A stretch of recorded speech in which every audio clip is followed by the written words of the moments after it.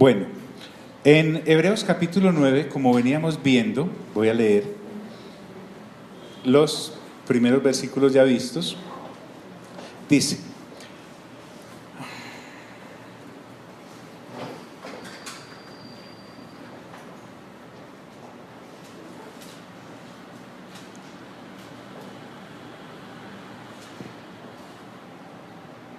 doctora, ¿cuál es la tarea? Doctora Ángela. ¿Dónde estaba? A ver, un momentico, empecemos por ahí, que ahí fue donde dejamos. ¿Dónde estaba este versículo? Lo encontré en Santiago 3, 24, 25.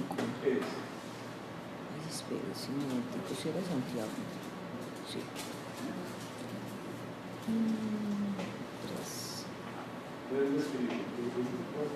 Sí. Le doy un respirito mientras lo encuentro. Voy a leer los primeros versículos. ¿Sí es ahí? Ah, es Gálatas. ¿Qué dice? Cuando lo encuentre enseguida arrancamos con eso. Voy a leer Hebreos capítulo 9, versículo 1 en adelante. Ahora bien, aún el primer pacto tenía ordenanzas de culto y un santuario terrenal, porque el tabernáculo estaba dispuesto así, 2 puntos. En la primera parte, llamada el lugar santo, estaban el candelabro, la mesa y los panes de la proposición. Tras el segundo velo estaba la parte del tabernáculo llamada el lugar santísimo, el cual tenía un incensario de oro y el arca del pacto cubierta de oro por todas partes, en la que estaba una urna de oro que contenía el maná, la vara de Aarón que reverdeció y las tablas del pacto, y sobre ella los querubines de gloria que cubrían el propiciatorio, de las cuales cosas no se puede ahora hablar en detalle. Y así dispuestas estas cosas, en la primera parte del tabernáculo entran los sacerdotes continuamente para cumplir los oficios del culto.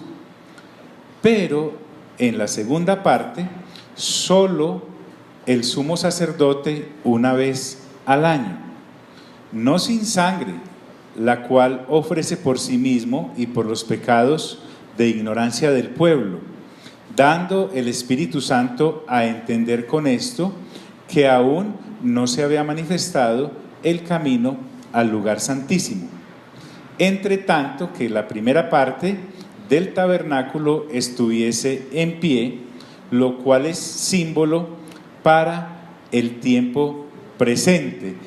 No voy a hacer énfasis sobre esto porque ya lo aclaramos muy bien la vez pasada. Sin embargo, lo que el escritor a los hebreos está diciéndole a los hermanos cristianos hebreos de hace 2000 años era que hasta hace 2000 años esas cosas estaban funcionando hasta un momento determinado.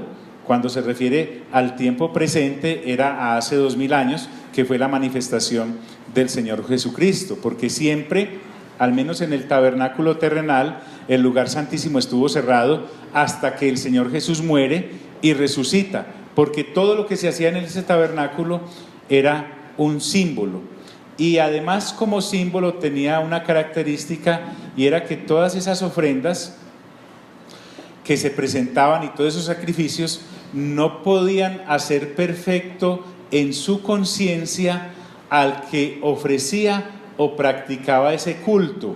¿Por qué? Porque todo lo que allí se hacía o se ofrecía consistía en limpiar comidas, en determinadas bebidas, en diversas abluciones, que es lavamientos, como nos enseñó la teóloga Daniela, pero que en últimas no limpiaban la conciencia, que era el lugar donde permanecía la constante culpa, sino que lo limpiaban a uno externamente, era una limpieza externa.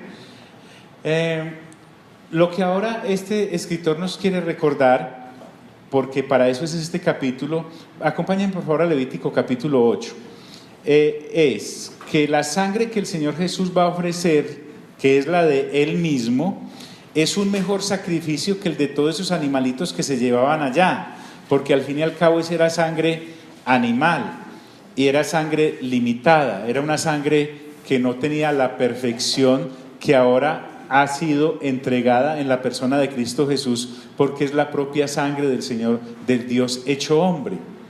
Pero miremos lo importante que era la sangre en todos estos oficios que se hacían allí en el tabernáculo terrenal, para que podamos mirar la dimensión en la que es tomada la sangre del Señor Jesucristo cuando es derramada en la cruz del Calvario, que a propósito fue derramada en la cruz del Calvario y no en el tabernáculo, porque allá Él no podía oficiar. Entonces voy a leer rápidamente Levítico capítulo 8, para que miremos el énfasis que se hacía de lo importante que era ofrecer sangre. Dice: el Señor dijo a Moisés: toma a Aarón y a sus hijos junto con sus vestiduras, el aceite de la unción, el novillo para el sacrificio expiatorio, que ya lo vimos en el capítulo 16, los 2 carneros y el canastillo de los panes sin levaduras, y congrega a toda la comunidad a la entrada de la tienda de reunión. Moisés llevó a cabo la orden del Señor y congregó a la comunidad a la entrada de la tienda de reunión. Allí Moisés les dijo: esto es lo que el Señor nos ha ordenado hacer. Acto seguido, Moisés hizo que se acercaran a Aarón y sus hijos y los lavó con agua. A Aarón le puso la túnica y se la ciñó con la faja. Luego lo cubrió con el manto y encima le puso el efod, ciñéndoselo con la cinta del mismo. Enseguida le colocó el pectoral y sobre este puso el urín y el tumín. Por último, le colocó la tiara en la cabeza y en la parte delantera puso la placa de oro, símbolo de su consagración, tal como el Señor se lo había mandado. Observen todo el protocolo y toda la logística respetuosa que allí se hacía. Después Moisés tomó el aceite de la unción y ungió el santuario y todo lo que había en él, para consagrarlos. 7 veces roció el aceite sobre el altar para ungirlo y consagrarlo, junto con el lavamanos y su base y todos sus utensilios. Luego, para consagrar a Aarón, lo ungió derramando sobre su cabeza el aceite de la unción. Acto seguido, Moisés hizo que los hijos de Aarón se acercaran y los vistió con las túnicas, se las ciñó con la faja y les sujetó las mitras, tal como el Señor se lo había mandado. Luego hizo traer el novillo del sacrificio expiatorio, y Aarón y sus hijos pusieron las manos sobre la cabeza del novillo. Después Moisés lo degolló y, tomando un poco de sangre con el dedo, lo untó en los cuernos alrededor del altar para purificarlo. El resto de la sangre la derramó al pie del altar y así lo consagró e hizo propiciación por él. Luego Moisés tomó toda la grasa que recubre los intestinos, el lóbulo del hígado, los 2 riñones y su grasa, y los quemó en el altar. Pero el resto del novillo, es decir, la piel, la carne y el excremento, lo quemó en el fuego, fuera del campamento, tal como el Señor se lo había mandado. Moisés mandó a traer el carnero del holocausto, y Aarón y sus hijos pusieron las manos sobre la cabeza del carnero. Moisés lo degolló y derramó la sangre alrededor del altar. Cortó luego el carnero en trozos y quemó la cabeza, los trozos y el sebo, lavó con agua los intestinos y las patas, y luego quemó todo el carnero en el altar como holocausto de aroma grato, como ofrenda presentada por fuego al Señor, tal como el Señor se lo había mandado. Después Moisés mandó a traer el otro carnero, el del sacrificio de ordenación, y Aarón y sus hijos pusieron las manos sobre la cabeza del carnero. Moisés lo degolló y, tomando un poco de la sangre, se la untó a Aarón en el lóbulo de la oreja derecha, en el pulgar de la mano derecha y en el dedo gordo del pie derecho. Además hizo que los hijos de Aarón se acercaran y les untó sangre en el lóbulo de la oreja derecha, en el pulgar de la mano derecha y en el dedo gordo del pie derecho. Luego derramó la sangre alrededor del altar. Tomó la grasa y la cola y toda la grasa que recubre los intestinos, el lóbulo del hígado, los 2 riñones y su grasa y el muslo derecho, y tomándolo del canastillo que estaba colocado ante el Señor, un pan sin levadura, una oblea y una torta de pan amasada con aceite, lo puso todo sobre la grasa y el muslo derecho. Todo esto lo puso sobre las manos de Aarón y de sus hijos, y Aarón lo ofreció ante el Señor como ofrenda mecida. Después se lo entregaron a Moisés, quien lo quemó en el altar junto con el holocausto como un sacrificio de ordenación de aroma grato, como una ofrenda presentada por fuego al Señor. Luego, de la parte de la ofrenda que le pertenecía, Moisés tomó el pecho de la víctima y se lo presentó al Señor como ofrenda mecida, tal como el Señor se lo había ordenado. Voy a leer solo hasta ahí.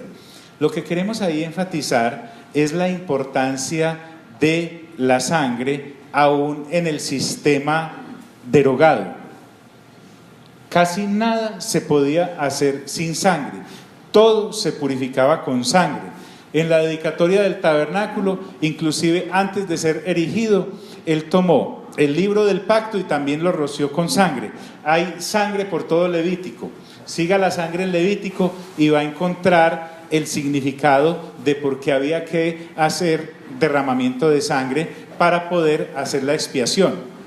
Entonces, lo que nosotros ahora debemos rescatar, porque a nosotros no nos están convenciendo del antiguo pacto, sino que a los creyentes hebreos de hace 2000 años el escritor les está explicando por qué el nuevo pacto es mejor y tiene mejores sacrificios y hay mejor sangre en ese nuevo pacto que la que había en el antiguo pacto. Entonces, acerca de estas ordenanzas que acabamos de leer, usted puede, cuando lee uno Levítico, es tan milimétrico todo, tan específico, no podían dejar nada a la deriva.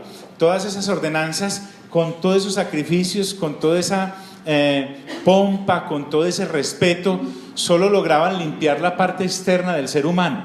No podían hacer nada con su parte interna, a lo cual hace referencia a él en uno de los versículos anteriores, cuando dice que la conciencia de estas personas quedaba sucia, porque solo podían limpiarse externamente en esa clase de culto.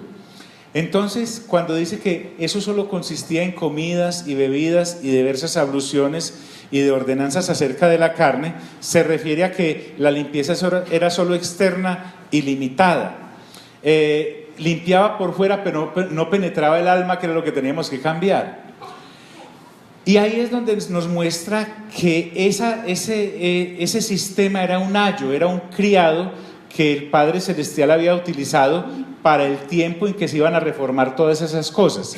Y decíamos que esta es la verdadera reforma, en donde el antiguo pacto es abrogado y entra en vigencia el nuevo, que es en Cristo Jesús.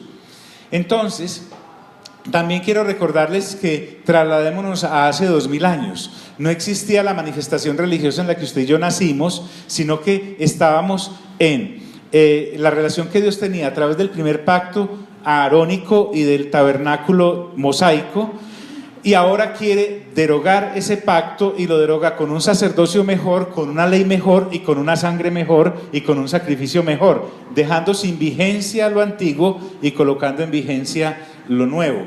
Entonces esta es la verdadera reforma, la llegada de Cristo.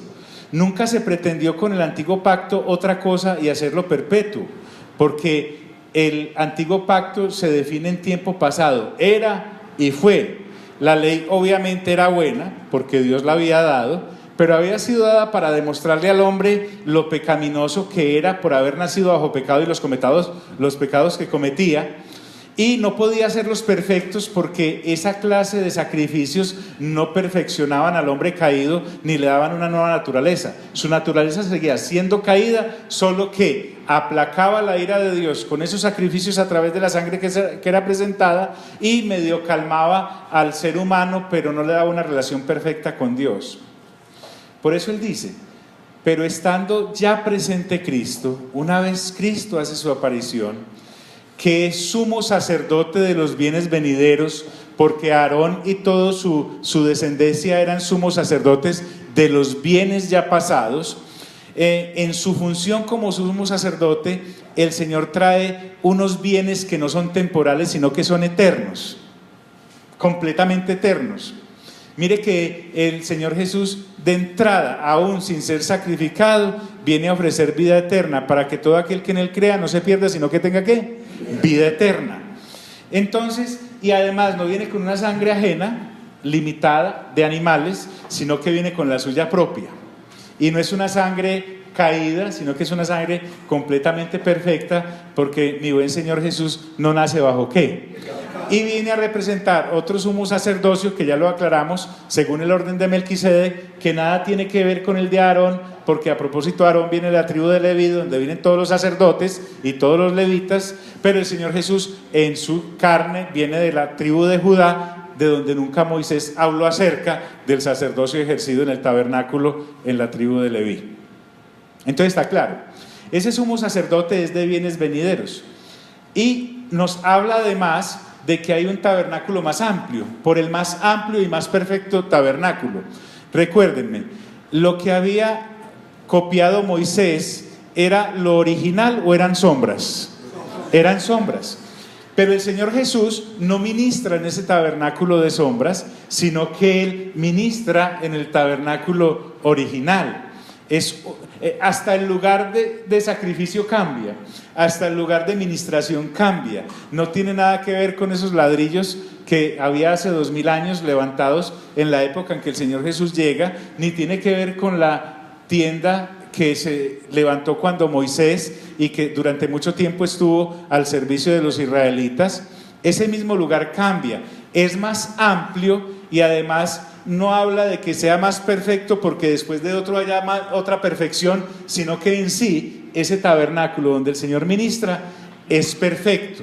Y es perfecto por lo siguiente, porque ustedes vieron y en la lectura juiciosa, por ejemplo, de Deuteronomio y en la lectura juiciosa de todo el Pentateuco, Dios le dio algunos dones a artesanos y a algunas damas para que cosieran todos los hilos, para que tallaran y labraran todo. Eso fue hecho por manos humanas, de acuerdo con la copia que Moisés vio, y se le dijo que tenía que ser así. Pero este tabernáculo del cual está hablando ahora el escritor de los Hebreos, dice que ese tabernáculo no es hecho de manos, es decir, no es de esta creación.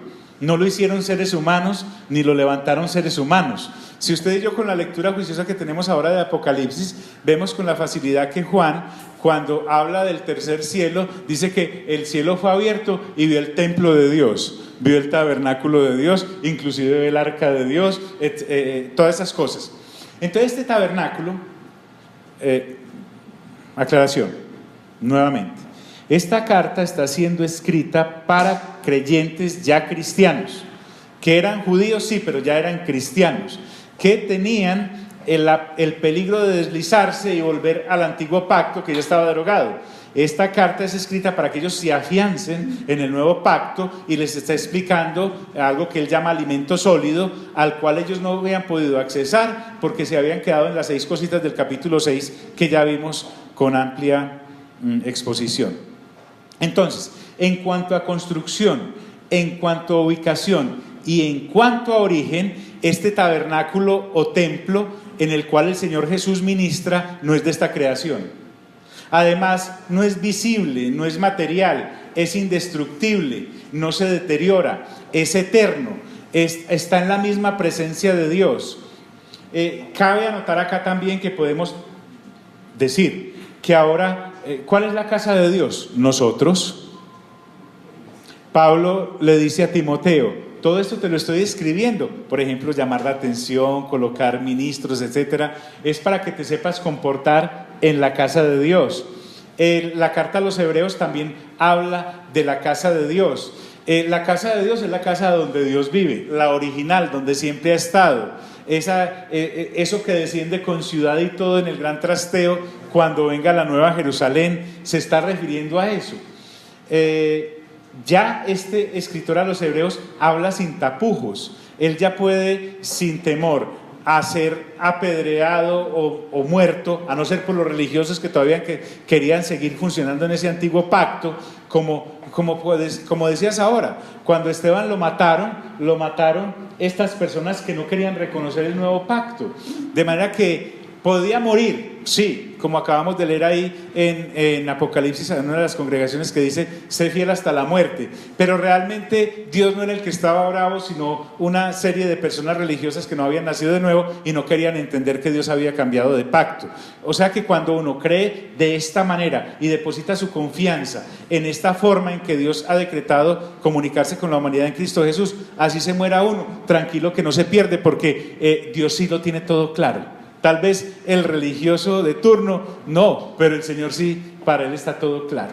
Entonces, este tabernáculo no es hecho de manos humanas, no es de esta creación, y se entra a ofrecer a Él y se purifica no por sangre de machos cabríos ni de becerros. Miren que Moisés allá mandó a traer la vaquita aquella, o los machos cabríos aquellos, y los sacrificaba y purificaba todo con la sangre. Purificó a Aarón, purificó a sus hijos, purificó el altar, todo se purificaba con la sangre. Pero en este nuevo tabernáculo, en este nuevo pacto, Jesús muere físicamente, pero las implicaciones que trae esa muerte son no solamente espirituales, no de la carne, no venía a limpiarnos exteriormente, sino que tenía limpieza interna para el ofrendante, pero además consecuencias eternas en cuanto a la relación con Dios. ¿Por qué? Porque la sangre del Señor Jesucristo es perfecta. La de estos machos cabríos y la de estos becerros no, por su misma condición de criatura. Y si a eso le sumamos que la misma creación cayó cuando cayó el hombre, porque todo lo que estaba bajo su poder cayó, entonces ahora entendemos por qué la sangre del Señor Jesucristo era la que tenía que ser derramada, porque es la sangre perfecta del Cordero perfecto, que además es Dios hecho hombre, perfecto en toda la extensión de la palabra. Entonces dice que el Señor Jesús entra a este tabernáculo no hecho de manos humanas. ¿Me están siguiendo en esto? Y no entra con el becerrito y con la vaca, sino que entra él mismo, con la sangre puesta. Él mismo es el sacrificio. Y por eso dice, y no por sangre de machos cabríos ni de becerros, sino por su propia ¿qué? Sangre, la suya, la misma de él. Eso le tendría que haber sacado, y nos tiene que sacar un gloria a Dios. Entonces, cuando nosotros nacemos de nuevo, somos nuevas ¿qué? Criaturas, creación nueva somos. Este asunto esta sangre del Señor Jesús a la vez da a la luz un nuevo linaje. Los que son hijos e hijas de Dios, hechos hijos e hijas de Dios por haber nacido de nuevo, porque el que cree en Cristo Jesús nace de nuevo, nace por el Espíritu y por el agua. Entonces, cuando abre la entrada a esta nueva creación, este nuevo sacrificio, también lo hace no solamente para entrar Él, que es el precursor de este nuevo pacto, sino que nos hace entrar a todos los que en Él creemos, tanto israelitas como gentiles, porque de los dos pueblos ha hecho ¿qué? Al antiguo tabernáculo solo podían entrar los judíos. De ir a ministrar solo podían ministrar los de Leví. De los de Leví solo podían entrar los sacerdotes hasta la primera cortina. Y detrás de la segunda cortina solo podía entrar el sumo sacerdote de entre esos sacerdotes. Así que nosotros jamás hubiéramos podido entrar allá. ¿Por qué? Porque no éramos del pueblo judío, no éramos de esa nación. Pero en este nuevo pacto sí podemos entrar todos, porque no tiene nada que ver con ese tabernáculo de ladrillos o de pieles, sino que estamos en la misma presencia de Dios. Y ya vamos a mirar por qué. Entonces dice, sino por su propia sangre. Y ya no nos llama cualquiera, sino que nos llama hermanos. Así que nosotros estamos en este nuevo pacto por derechos de sangre que se obtuvieron al derramarla y morir, porque cuando Él muere, dice que entra de una vez y para siempre en el lugar santísimo. Yo quiero jalarlos acá. Cuando uno está en estos textos, la mente nuestra se nos queda ya en el tabernáculo terrenal, ¿sí o no? En los atrios, en el lugar santo y en el lugar santísimo. Pero a nosotros no nos está entrando, ni el Señor Jesús entró en esa sombra. Él entró en el verdadero, y es al verdadero al cual nos está entrando. Entonces, en definitiva, el Señor Jesús no entra como visitante una vez al año como lo hacía Aarón, sino como habitante y para siempre. Y este lugar santísimo lo tenemos que entender como el acceso a la misma presencia de Dios, no a una habitación. No a una habitación. Miren, por ejemplo, en el tabernáculo estaba en el lugar santísimo el arca, ¿cierto? ¿Recuerdan qué había dentro del arca? El maná, la vara de Aarón que reverdeció y las tablas del pacto. A uno le queda como la idea, claro, como uno vive en Indiana Jones, le parece que el que está dentro del cajón era el Señor, ¿sí o no? No, el Señor nunca estuvo dentro del cajón. Él cabalga en los querubines, dice el Salmo. Lo que está dentro es el maná, el arca, ¿sí? Y la vara reverdecida. Ahí no lo podemos meter en un cajoncito, eso es lo que está diciendo.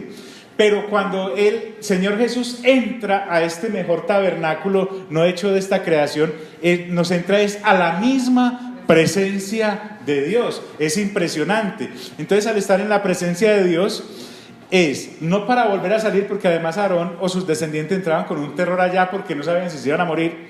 El Señor Jesús, cuando entra después de resucitado, lo hace de una vez y para siempre, y los que estamos en ese pacto tenemos acceso a la presencia de Dios de una vez y para siempre, no solamente en esta forma espiritual que creemos, sino que también podremos apreciarlo físicamente cuando en la presencia del Señor estemos, porque recuerde que ahora andamos por fe, no por qué, no por vista. Cuando ya estemos en su presencia, ya no andaremos por fe, andaremos por vista. Ahora andamos por fe porque creemos, porque la fe es la certeza de lo que se espera, la convicción de lo que no sé qué, de no que sé. Por lo tanto, cuando ya estemos en su presencia, ya no necesitamos fe, porque ya estamos viendo lo que creímos.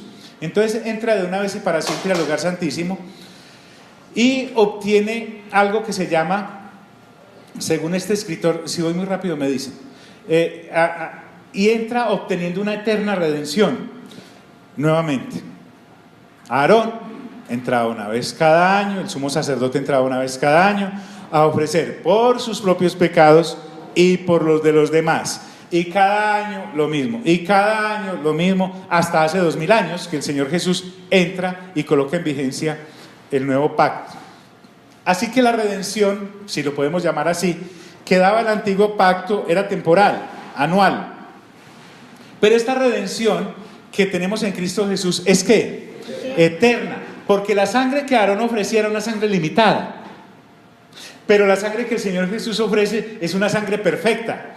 Y cuando estoy hablando perfecta, estoy hablando la palabra más rústica que el ser humano pueda conocer, porque debe haber una palabra inmensa para describir lo que es la sangre del Señor Jesús como perfecta que es. Entonces, es una redención eterna. Esta redención es muy importante. Esta redención el Señor Jesús la trae porque antes no se conocía, no había sido revelada. En el antiguo pacto solo se veían sombras. Cuando el Señor Jesús realiza todo esto, la hace disponible.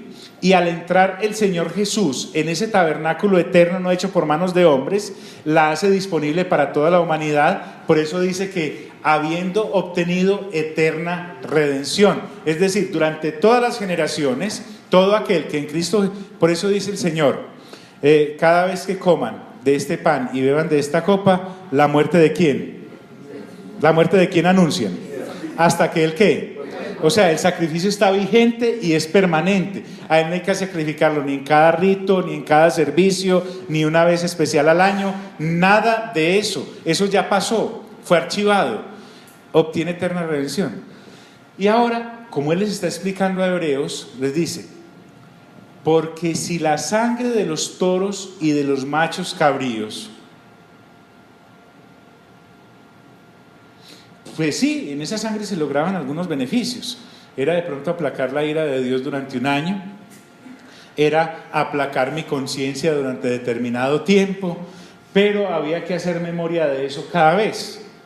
Pero esta sangre de toros y de machos cabríos, y si a eso le sumamos las cenizas de la becerra rociada a los inmundos, eran inmundos porque cometían inmundicias, ¿cierto?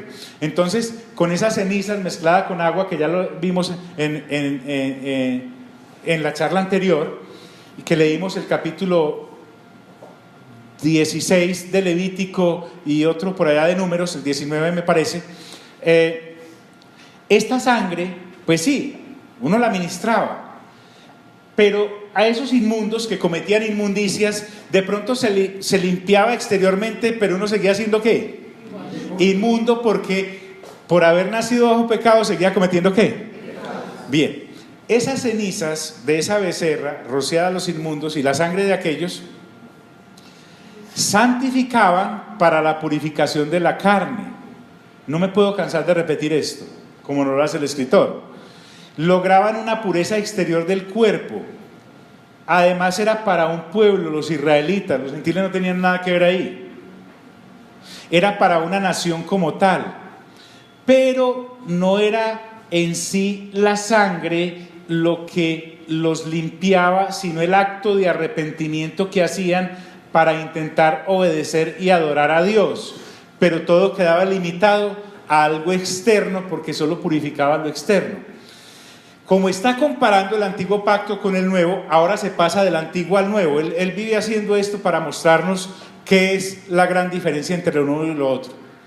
Si eso ocurría ya en el antiguo pacto, él comienza y dice: ¿cuánto más la sangre de Cristo? Porque recuerden que Cristo es el ungido, el que ellos estaban esperando. El asunto con los judíos que no creyeron era que sí creían que había un Cristo, pero no creían que Jesús era el ¿qué? El Cristo. Ahora les está dirigiendo esta carta a personas que ya saben que el Cristo es Jesús. Entonces, esta sangre de Cristo, cuando él dice cuánto más la sangre de Cristo, está recordándonos que esa sangre que se derramó es la sangre del Dios hecho hombre. Es la misma sangre de Dios, no es de ser humano. La sangre de Cristo, la sangre del Hijo de Dios. Mientras que aquella sangre era de criaturas, frente a su Creador, esta es la sangre del Creador frente a sus criaturas. Qué gran diferencia. Cuanto más la sangre de Cristo, aboga este escritor, el cual, mediante el Espíritu Eterno, miren la participación de la Trinidad acá, porque recuerden que además quien se posó sobre el Señor Jesús en forma de paloma, ¿quién es? El Espíritu Santo. O sea, se amalgaman de tal forma que Espíritu Eterno se refiere al Espíritu mismo del Señor Jesús, pero también la obra de revelación que trae el Espíritu Santo. Es el propio Espíritu Santo y el propio Espíritu de Cristo mismo el que hacen esta amalgama, y dice: el cual mediante el Espíritu Eterno se ofreció a sí mismo y sin mancha, ¿a quién? A Dios. Él se hace sacrificio. Entonces, en el antiguo pacto, las criaturas no iban voluntariamente. Las criaturas no iban voluntariamente, las llevaban. ¿Y para dónde va el becerrito? Pues para donde lo lleven. ¿Para dónde va la becerra? Para donde la lleven. ¿Para dónde va el macho cabrío? Para donde lo lleven. Pero conscientemente, ¿recuerdan cuando el Señor Jesús estaba ante Pilato y da a entender: no, es que a mí no fue que me agarraron, yo fui el que me puse? Él no fue a regañadientes a ofrecerse como sacrificio. Él sabía, él vivía diciéndolo: mire, tengo que ir a Jerusalén, me van a asesinar, seré crucificado, y al tercer día, ¿qué? Él lo tiene completamente, él no estaba esquivando eso. Cuando él ora: Señor, aparta de mí esta copa si te es posible, él no está pidiendo que le aparten la copa huyéndole a eso. Ya eso lo aclaramos en el capítulo respectivo. Entonces, el cual mediante el Espíritu Eterno se ofrece a sí mismo sin mancha a Dios. En el antiguo pacto, las criaturas no iban voluntariamente. En el nuevo pacto, el Señor se ofrece a sí mismo, y no como criatura limitada con sangre limitada, sino como totalmente puro y eterno, para obtener una redención eterna. Como la sangre, ¿qué es lo que venimos a hacer? Como la sangre del antiguo pacto limpiaba externamente, pero no me limpiaba la conciencia, ¿qué ocurre con esta sangre que sí es perfecta? Dice: el cual mediante el Espíritu Eterno se ofreció a sí mismo sin mancha a Dios, limpiará vuestras conciencias de obras muertas para que sirváis ¿a quién? Al Dios vivo. Entonces ya no solamente involucra al sacerdote que iba, porque aquí ya tenemos una ganancia impresionante. Tenemos un sumo sacerdote que no tiene que matar a un becerro por él, porque el Señor Jesús ni nació bajo pecado ni comete ¿qué? Además es perfecto. Él no vaya a redimirse a sí mismo, él es Dios. Y cuando va a ofrecer el pago por los que sí tienen culpas y pecados, le preguntan: ¿y dónde está la becerra? ¿Dónde está la vaca? Recuerden que andábamos buscando la vaca la vez pasada. ¿Y dónde están los machos cabríos? No lo necesito. ¿Por qué? yo soy el sacrificio y soy perfecto. Y la sangre la traigo puesta.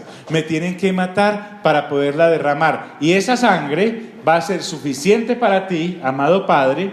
Es suficiente para mí, que soy partícipe de la Trinidad. Es suficiente para el Espíritu Santo, que también es Dios.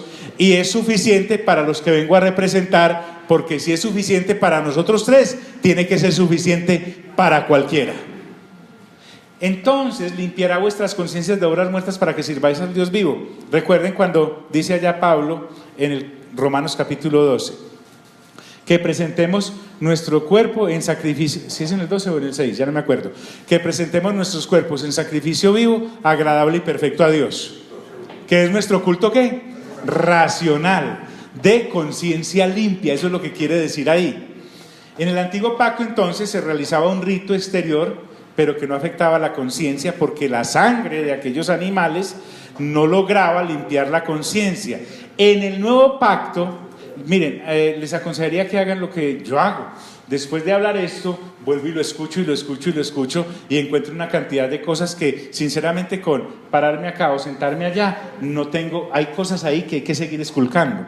Entonces, en el nuevo pacto, la conciencia sí se limpia, porque la sangre que se ofrece es santa y es pura para el mismo Dios. Y cuando habla acá de limpiará vuestras conciencias, me está diciendo es que para Dios la sangre es suficiente, ¿sí o no? Para justificarme, porque el sacrificio es ¿qué? Perfecto.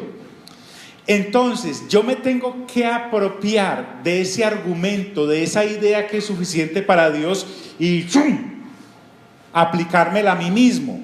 Es decir, me apropio de lo que para Dios es suficiente por la fe, y entonces hay algo tremendo que ocurre en mí, y es que soy libre, completamente libre. En el antiguo pacto el que oficiaba no era libre, mejor dicho, se queda con la cadena hasta el siguiente año. Aquí no. ¿Por qué? Porque el Espíritu Santo es quien hace por la fe que la sangre que es suficiente para Dios sea efectiva también para mí, operando en mi conciencia. Entonces, miremoslo más o menos así. En Cristo estoy plenamente justificado ante Dios. Cuando leemos Romanos, ¿quién me separará del amor de Dios? Él empieza a enumerar que ninguna cosa creada, ni lo alto, ni lo bajo, ni ángeles, ni criaturas, ni la vida, ni la muerte. El Padre está a favor de ese sacrificio.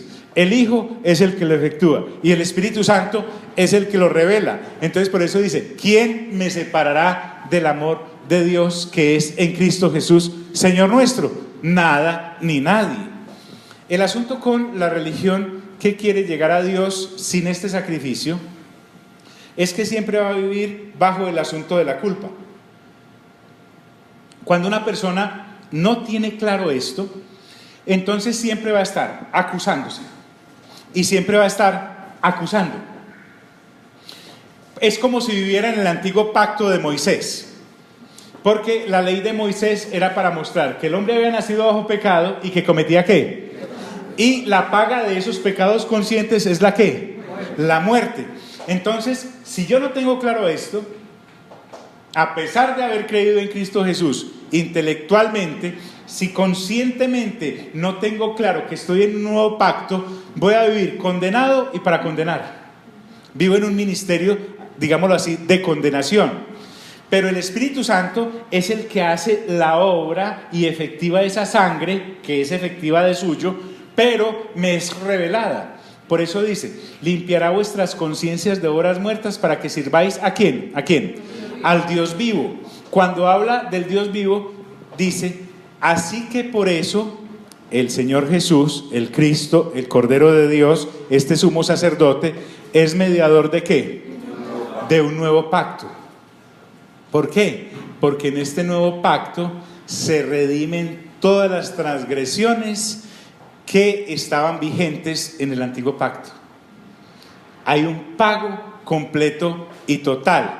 ¿Cómo se logra eso? Dice, para que interviniendo muerte, porque había que haber un muerto para poderle sacar la sangre, para que hubiese de remisión de las transgresiones, para que interviniendo muerte para la remisión de las transgresiones que había bajo el primer ¿qué? Pacto. Entonces miren acá algo importante antes de avanzar al resto del versículo.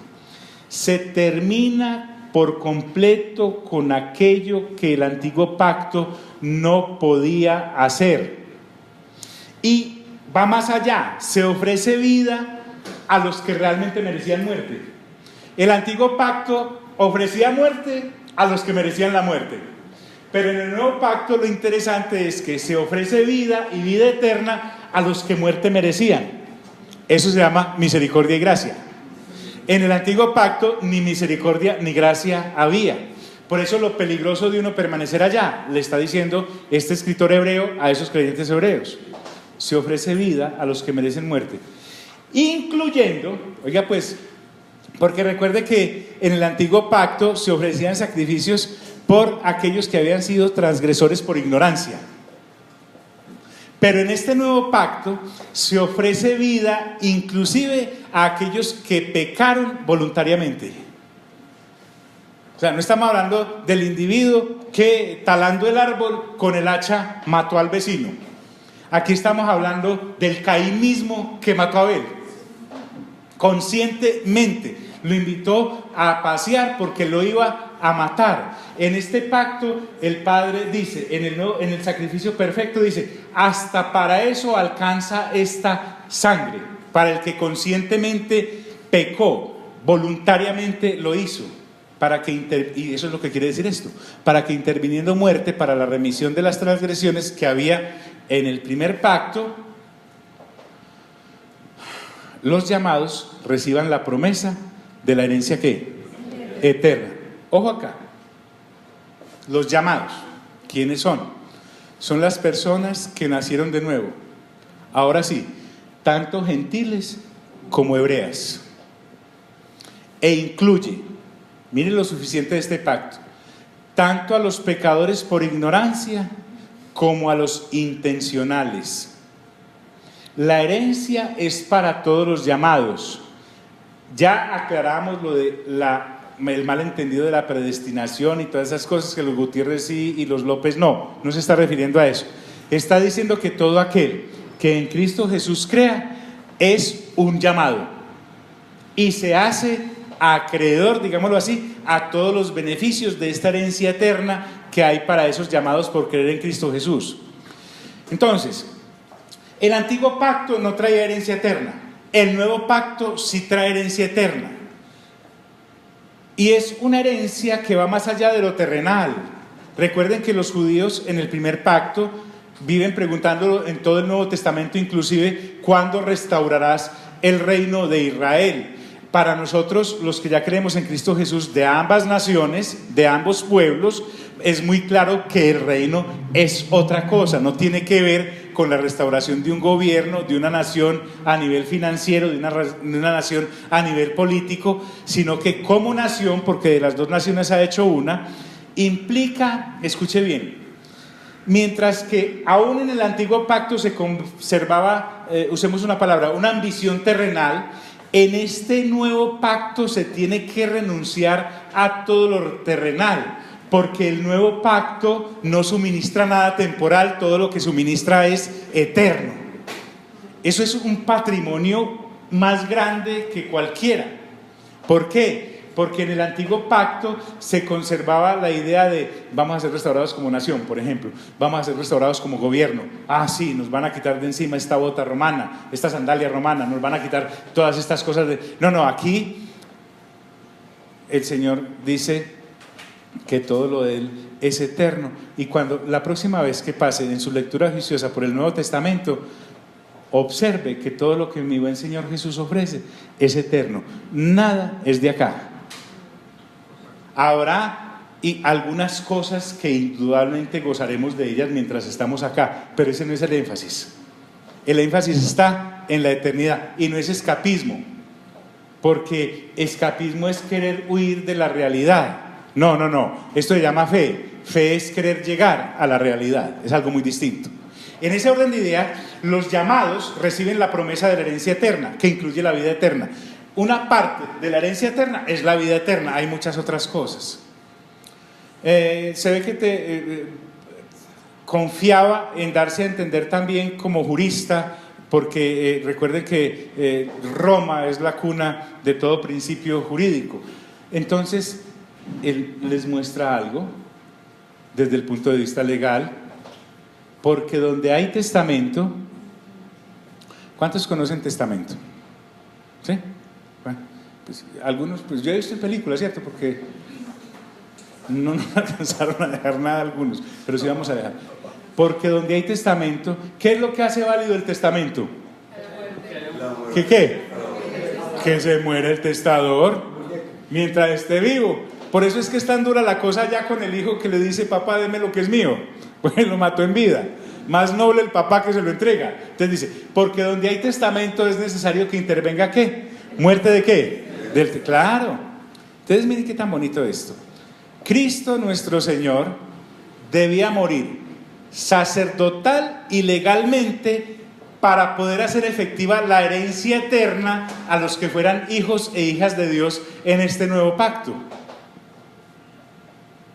Como hijo de hombre, porque él dijo: yo soy el hijo del hombre, porque nace como hombre, él es mediador, pero como hijo de Dios es autor. Por eso en el capítulo 12 de Hebreos vamos a ver qué dice: puestos los ojos ¿en quién?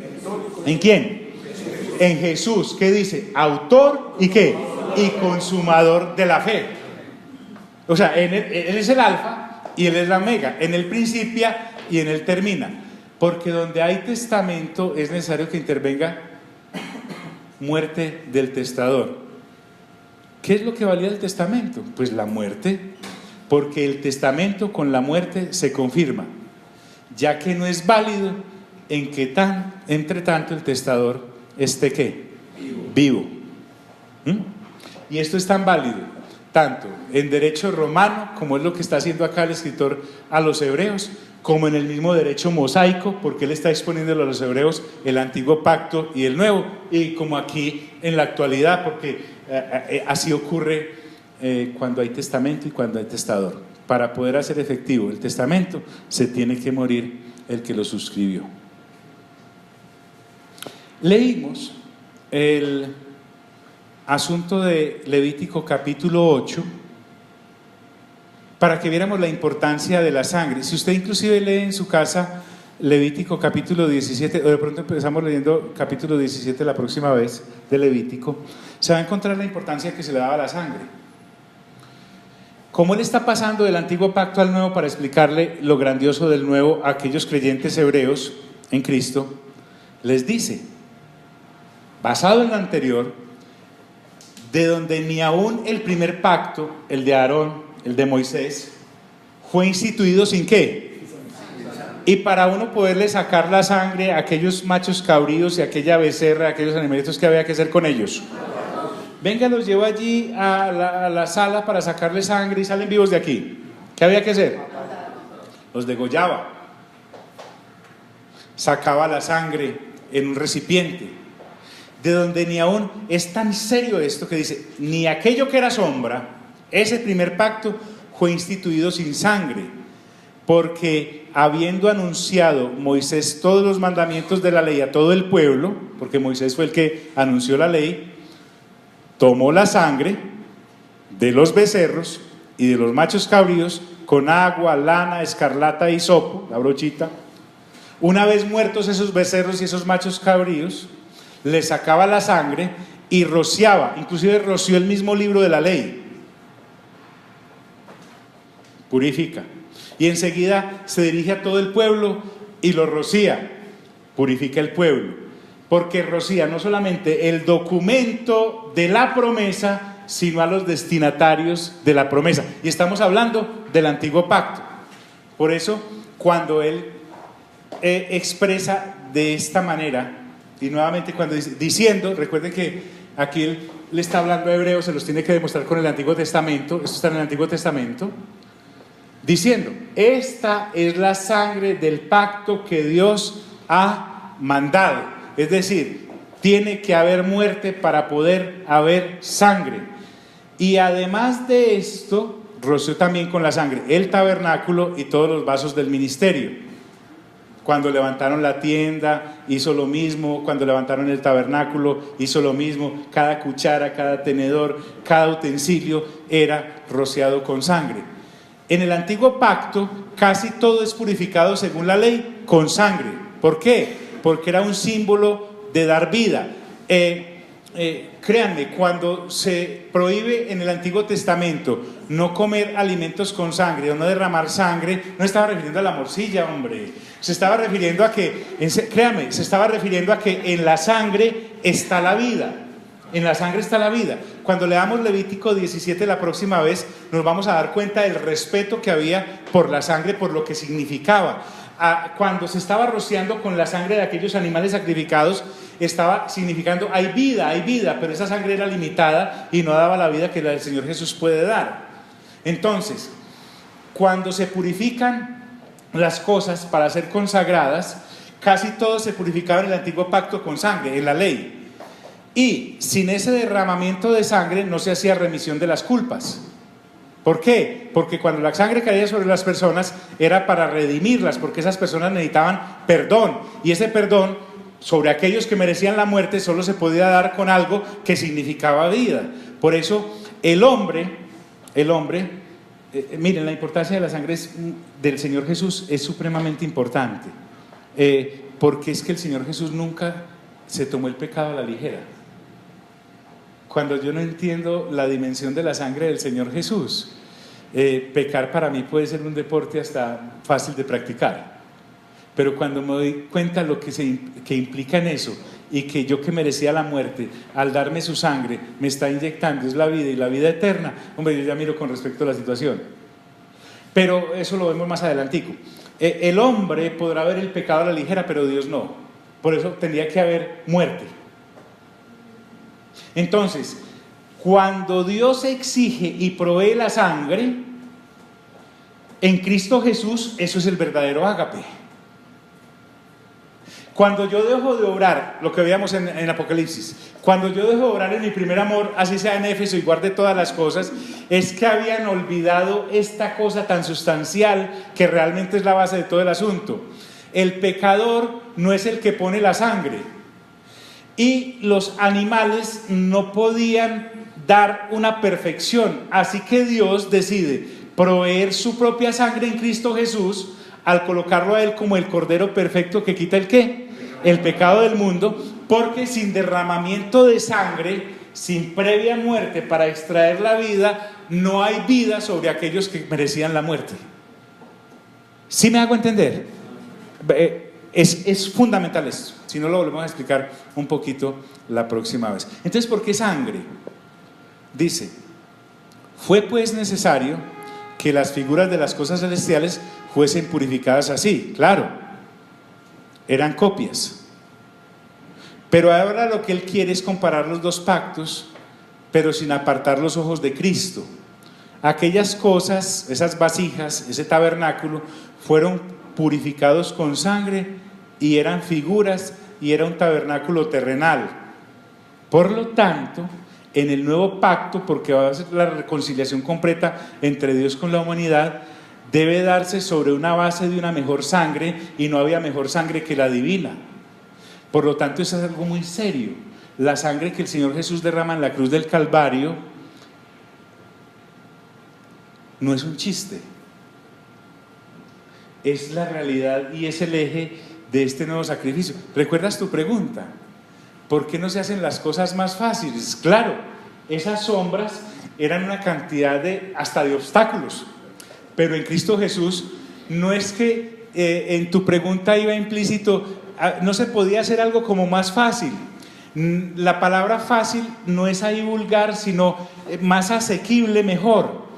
Y el Señor Jesús dice, sí, no solamente voy a quitar algunas cosas del antiguo pacto, sino que las voy a quitar ¿qué? Todas. Y voy a dejar un único y suficiente sacrificio para siempre, de manera que la relación entre la humanidad y Dios está completamente libre de todo obstáculo de religión o de figura. Pero Él está explicando a Hebreos por qué no deben volver a caer allá. Y por hoy dejemos ahí. Es necesario dejar ahí. Vamos a digerir hasta ahí para no atragantarnos. Padre, te doy gracias por la oportunidad que nos has dado de exponer tu palabra. Es una palabra buena, es una palabra agradable, es una palabra perfecta, es una palabra seriosísima. Gracias, Señor, por permitirnos avanzar en esta comprensión de lo que el escritor a los hebreos llama alimento sólido para explicar a tus hijos amados hebreos, creyentes en Cristo Jesús de hace 2000 años, pero que ahora, 2000 años después, a nosotros nos da una luz impresionante como pueblo tuyo en esta generación. Muchos de estos creyentes hebreos se afirmaron seguramente en la fe y continuaron su peregrinar hacia ti. Ahora están entre aquellos que han de venir cuando tú regreses, Señor. Y nosotros estamos ahora beneficiándonos no solamente de sus debilidades y también de las revelaciones que les diste a ellos para volverse fuertes. Hoy somos más que privilegiados, Señor, en entender esto, no solamente en tiempo, en espacio, sino en revelación. Porque gracias a tu Santo Espíritu, este pacto eterno sigue vigente en Cristo Jesús, para que todo aquel que en Él crea no se pierda, sino que sea heredero de la vida eterna. Amén y amén. Dios nos bendiga a todos.